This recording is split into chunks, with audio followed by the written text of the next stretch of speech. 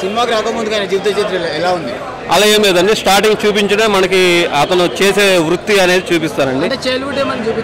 Childhood అనేది లేదండి. అతను ప్రస్థానం ఎక్కడి నుంచి అంటే అతను జాబ్గా ఎంట్రీ ఎక్కడి నుంచి వస్తుందండి, ఆఫీసులో నుంచి వస్తుందండి. బాలకృష్ణ తన తండ్రిని మెప్పించాడండి. బాలకృష్ణని ఇంకో రూపంలో చూస్తారండి అంతే. అసలు బాలకృష్ణ చూడరండి మీరు, అక్కడ ఓన్లీ సీనియర్ ఎన్టీఆర్నే చూస్తారండి. బాలకృష్ణ అనే అతను కనపడ్డా అక్కడ. చంద్రబాబు నాయుడు గారి క్యారెక్టర్ ఉందండి, అక్కడ వైఎస్ రాజశేఖర్ క్యారెక్టర్ రెండు ఉన్నాయండి. ఇద్దరు క్లోజ్ ఫ్రెండ్స్గా అక్కడ ఉంటారు. లాస్ట్లో వస్తాడండి, లాస్ట్ 10 minutesలో వస్తాడు. రాజకీయాల గురించి ఎంట్రీ అండి. ఇప్పుడు శుభం కార్డులో లాస్ట్లో ఎంట్రీ, రాజకీయాల్లోకి ఎంట్రీ అవుతున్నట్టు తెలుగుదేశం పార్టీని అనౌన్స్ చేస్తాడండి.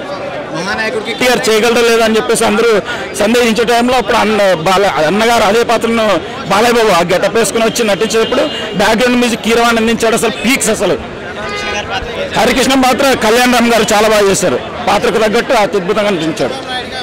రానా అంటే కొంచెం తక్కువ నిడి ఉంది కానీ బాగా నటించాడు ఆ సమయం కూడా. వైఎస్ఆర్ని రానా వచ్చేసి పరిచయం చేస్తారు అనమాట. అంటే నారా చంద్రబాబు నాయుడు గారు పరిచయం చేస్తారు వైఎస్ఆర్. అంటే వైఎస్ఆర్ కూడా ఎన్టీ రామారావు అభిమానం నెట్టు పరిచయం చేస్తాడు. జూనియర్ ఎన్టీఆర్ ఏం లేదు. సినిమాలో అండి అత్యద్భుతంగా తీశారు. తెలుగు రాష్ట్ర ప్రజలు ఖచ్చితంగా చూడాల్సిన సినిమా. చాలా గొప్పగా తీశారు.